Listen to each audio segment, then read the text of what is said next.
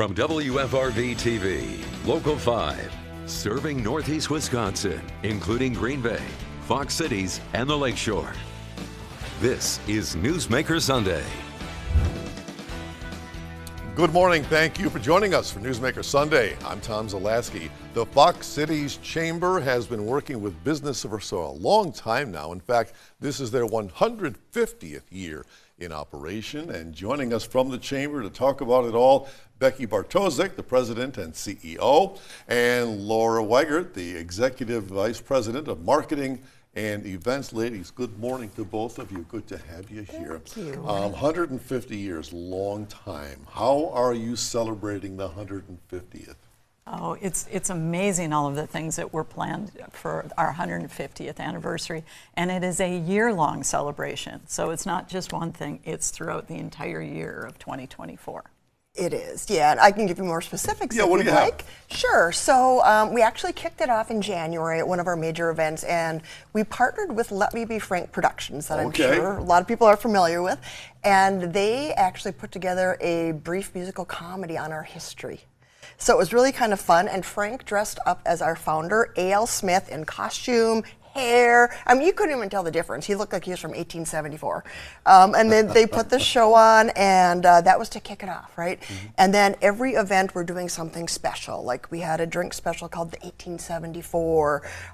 We have a timeline that we've published. We have a video. We have a magazine. We're doing a time capsule in the summer. Mm-hmm. So we're just, in everything we do as a chamber, we're incorporating our 150th because it's a year-long celebration. Yeah. So, and if Frank's involved, it's going to be fun. Oh my gosh. Oh, yes. Absolutely. Yeah. Yes. You know, 150 years ago, I mean, somebody had this idea. Who came up with this to have a chamber of commerce for what I imagine was like, a ghost town back then? Yes. It was, yeah. So it was A.L. Smith, as I mentioned, is our founding board chair. He was also the founder and president of First National Bank in Appleton. And he and 21 businessmen got together, and they saw the value in a chamber in advocating for the business community, because they thought collaboratively we can do better and do more for our community than as individual businesses. So that's how the chamber first got started back then. So what kind of impact do you think you've had over the years? It's really interesting to see all of the things that we've touched over 150 years. Really, if you think about that time period, world wars, depressions, COVID, all of those things this organization has survived through. And we laugh because when Laura was doing the deep dive in our history, trains, planes, and automobiles was what you uncovered. So maybe you could talk about that a little bit. Yeah. I mean, it's amazing. For 150 years, it's been, a lot of it is focusing on our infrastructure as a business community. So, back in the 1800s, it was maybe putting in a train depot or getting faster train service to Chicago. We're instrumental in the construction of the Oneida Street Bridge. Or the airport, and Becky can talk about that more, but we've been collaborating with the airport. They had an aviation committee way back when, before the thought of an airport even hit Appleton. So we've had a major impact on that part. Our partnership with the airport, for example, years ago, we were involved with helping the airport relocate to Greenville. And the latest project that we've worked on with them, we actually went with the group from the Fox Cities community down to Dallas. So it was the airport, the Tourism Convention Bureau, East Central Wisconsin Planning, and we met with the leadership at American Airlines and helped get the Dallas direct flight out of ATW. Yeah, there's been a lot of forward thinking in your group, has there not? Absolutely. Yeah. Yes. Chamber played an integral part in making the Fox Cities Expo a reality. Yes. How did that come about? What part did you play in that? Well, and that was between advocacy and economic development work. It was truly at the core of our mission. So, our chamber board was involved, the leadership was involved, as well as our economic development. But that's a great example of how the chamber helps bring the community together. So we played one small part of all the municipalities coming together to do something that would benefit all of the communities. So the 17 municipalities around the Appleton area all came together to help with that expo center. Very similar work was done with the PAC as well as the Champion Center. I imagine, tourism, as with any community, is big. You want to attract people, spend their money in town, spend their vacation dollars. How are you doing that?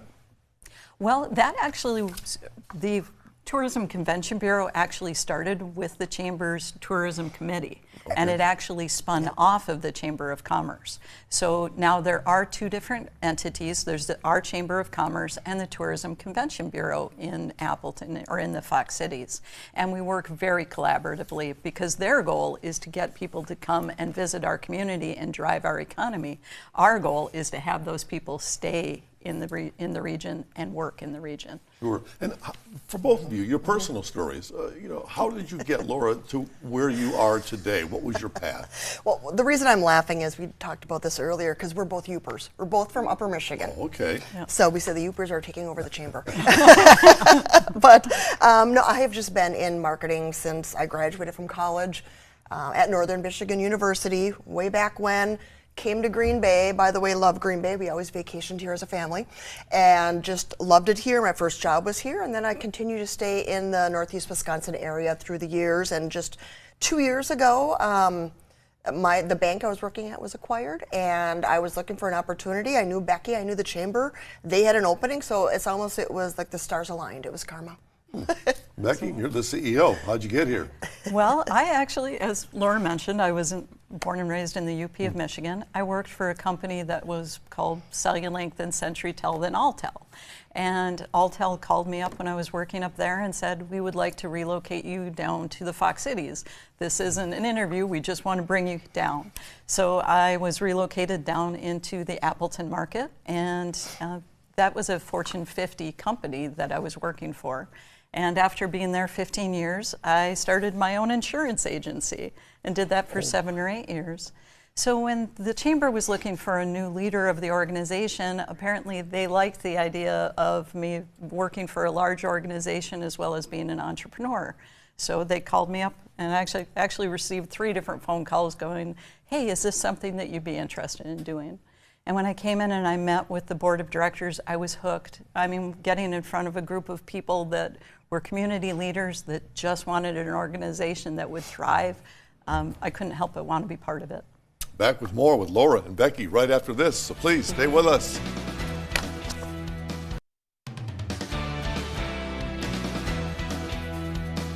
And welcome back to Newsmaker Sunday. We are joined by the Fox Cities Chamber this morning. We talked in the last segment the history of the Chamber. For your members, what do you do for your members? What's the advantage of being a member of the Chamber? You know, it's really interesting because until I actually worked at the Chamber, I had no idea all of the ways that the Chamber of Commerce is touching our community. So we recently did a rebrand about 2 years ago, or a year and a half ago, and the 3 pillars that we talk about are connect, grow, and lead. And you know, we do everything from 100 networking events where we bring the community together, from as simple as a ribbon cutting where there's 10 or 12 people, on up to Oktoberfest, which is our program that brings in about 100,000 people on Friday night for License to Cruise, and between 200 and 220,000 people on Saturday. And that's really our very visible networking connections. But our mission work is really tied to advocating for our community at the legal level, at the state level, just trying to create a better business environment, as well as being a voice where we can bring our businesses together as a community impact organization. Let me touch on those 3 words you brought up: connect, grow, and lead. Connect, I take it, is the networking that you do for your people. Grow, what are we doing as far as growth goes? So grow, we have a lot of different initiatives. So that's helping our businesses grow, no matter what size or what industry. So for small businesses, for example, we have a ton of resources. We offer free small business counseling at the Chamber through like SCORE and SBDC. We have educational programs and seminars that are free. Again, a lot of these are free, some are paid, but we understand the value of giving our members value as well. So we have those type of things as well. We have 2 monthly networking events. That's actually a little bit of both, because a lot of good connections are made, but people are bonding and learning how to partner together and how to collaborate. And just, what am I missing, Becky, from the growth standpoint? Well, if you look at a lot of the programs that we offer, we're one of the first in the country to offer a program that's called Connect Free. And it's actually a completely free membership for small businesses. So not only are we supplying all of these resources, but we're doing it for no cost. So it's really an opportunity where our community is coming together, wrapping our arms around the really small entrepreneurs that have 5 or less full-time employees, or nonprofits that have 10 or less full-time employees, as well as any freestanding restaurant. They all qualify for this program that we launched about 1.5 years ago. And the third word, lead. Are you leading them, or are you teaching them to lead? Yes. Yes and yes. Yes and yes. Yeah. Yeah. Yep. Both. Yeah, we have the premier areas leadership program since 1991, Leadership Fox Cities. We've developed Leadership Fox Cities 2.0, and both of those are immersive community leadership programs. And we recently launched Leader Lab, which is a 6-week program that teaches leadership skills to bridge the leadership and culture gap, to make sure the two are aligned within our companies. So that's how we're helping them be better leaders, and then as well as, truly connecting the organizations in our region and helping figure out ways that we can impact our community. So, one of the ways that we advocated and led our community during COVID, there was so much misinformation that was out there. And we really were the leader where we just kind of wade through all of the misinformation and had a website and a resource that our entire community could access and really find out what was truthful at that time. And we had thousands of people watching our website every day to really be a source of truth. Big corporations seem to get along by themselves quite nicely. It's the small businesses that need the help. How do you focus on them? Truly, that's what our Connect Free program does. Yes. Creating those opportunities for them to develop their own personal skills, as well as creating opportunities for them to get to know the community at a higher level and to network and get new customers. So it's really a combination. We really do serve all different sectors of the business. The large businesses need us for advocacy. Some things that happen at a legislative level, they really need our support. The middle-sized businesses, they have different needs as well, and they all vary, and it's very specific to that business. Small business, obviously, we have the Connect Free membership level to take that to a whole new level. And if I can add too, we were the first in the state to offer a free membership level for small businesses, one of just a handful in the whole country.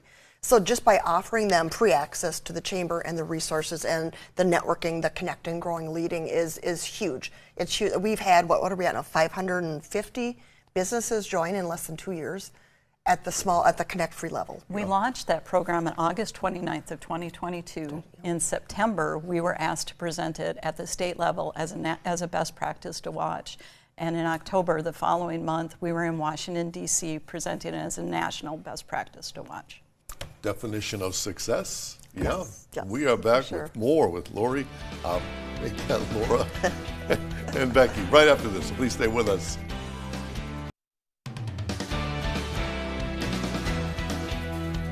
We are back to talk about the Fox Cities Chamber as they celebrate 150 years. The Chamber released the results of its 2024 Economic Outlook Survey. Who took part in that survey, and what was the purpose of that survey? So this is an annual survey that we do every year in conjunction with our Economic Outlook Lunch. We bring in a national economist who gives an engaging overview of what's going on at that level, but then we supplement it by releasing the results of this survey, which is at a local level. So we survey, we have like 8,000 or 9,000 in our database, so we send out the survey to them, Fox Cities businesses, all sizes, all industries, and ask them just to talk about the local economy, how things are going, are we entering a recession, things like that, just to give a pulse of where we're at right now in the Fox Cities and hopefully look at where we're going.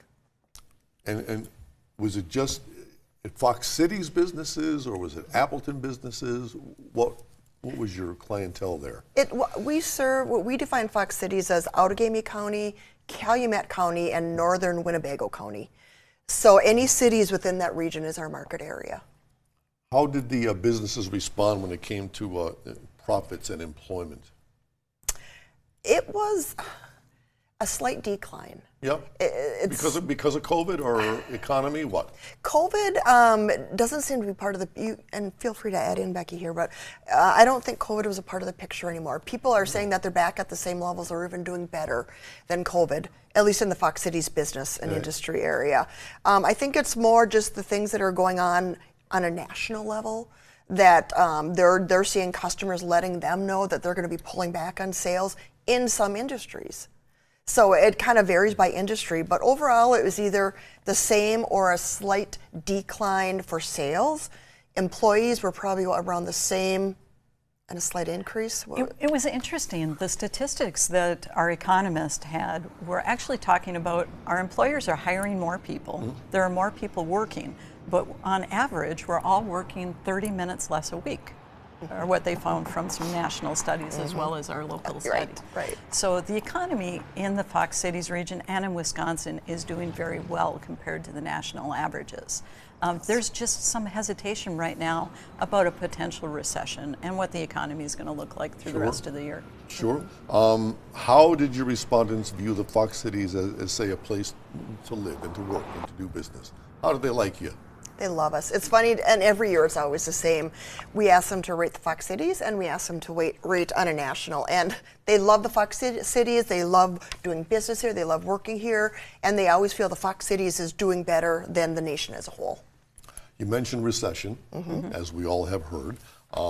Do your respondents think a recession is coming? Are they fearful of a recession? What's their attitude on that? It's a mixed bag. Yeah? It's a mixed bag. Yeah. People... there's been a lot of discussion of potentially a small downturn or a very short recession that would start in the summer, but there's a lot of things that could change that. According to all the data points, we should have been in a recession the past couple of years. Sure. So with a little luck, we are hopeful that that doesn't happen and we just continue smooth sailing. Yeah, and it was interesting. It was like almost a third, a third, a third. A third said, we're in one right now. A third said, we'll never be in one, and a third said one is coming in the next 6 to 12 months. So, and I think based on what our economist said too, it also varies by industry, that some industries are going to be hit harder than other industries. Sure. Let me give you a chance to pat yourselves on the back. What would your business community and climate look like if there were not a Fox Cities Chamber? Oh, Lord, we hate to even have that thought. I perish the thought, yes. You know, really, the chamber industry has been thriving for many years, but if you look at the state of Wisconsin is 175 years old. We're 150 years old. So for that length of time, we've been bringing our community together. And we always laugh that our jobs are a lot of fun because if you're a business or if you're new to a community, where are you going to go? You're going to go to the chamber to get connected. You're going to go to the chamber to have a great time and go to fun events, and we get the opportunity to put those on for our community. Yeah, so you're the good guys. We think so. Yeah. We are back to wrap it up right after this, so please stay right there.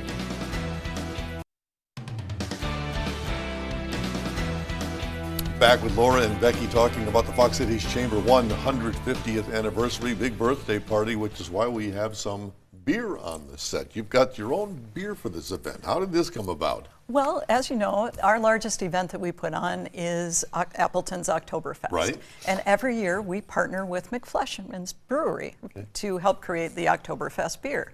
So 150 years in, we thought it only makes sense to reach out to Wisconsin Distributors, our big partner, and they reached out to McFleshman's, and McFleshman said, let's brand some beer for you. So we have Pirates Cove, which is a pale ale, as well as Something Amber, which is an amber beer, which is going to be available all of 2024. We will be using it at some of our golf outings. Yep, it will be available. Yeah, it will be available at Oktoberfest, and we just think it's a fun way to celebrate 150 years. And Pirates Cove beer. Pirates Cove was a hot spot. Yes. For a while. They say, in the valley.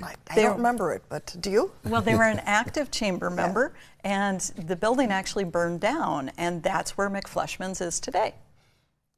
Okay, the brewery's there now. Yep. All right. So beside Oktoberfest, what other things do we have planned over this year-long celebration? We're doing a time capsule I mentioned earlier, and that's going to be interesting because I don't know what we're going to put in there yet. Maybe you haven't decided? No. We could put some beer in there. Probably things that we think will be obsolete with technology, like maybe a CD, a cell phone. I don't know. So if you have any ideas, Tom, let us know. What should we put in our time capsule? I don't know. You just said obsolete with technology, and you said a CD.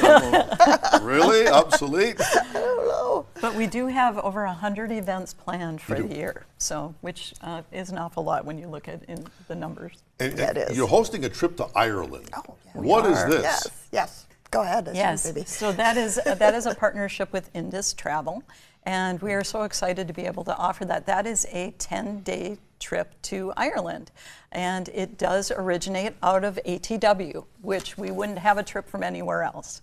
So we're excited to be able to bring the community together at that level, take a trip to explore other areas and other countries, and just have a lot of fun together, because that's our core mission: sense of belonging and bringing our community together. So if I'm a business in your area watching the program and they're not a member of the chamber, how do they get involved? What do they have to do? Well, if they want to go to Ireland, they don't have to be a member. They just go on the website and they can sign up. But if they are interested in joining to be an actual member of the chamber, we have multiple different levels to participate, and just go to our chamber's website, foxcitieschamber.com. All right, ladies, good to have you this morning. Thank you Fun. for having Got a me. big year ahead of you. We do. 150 Exciting. years. If you have a newsmaker in your town who you think we should have on this program, let us know about it.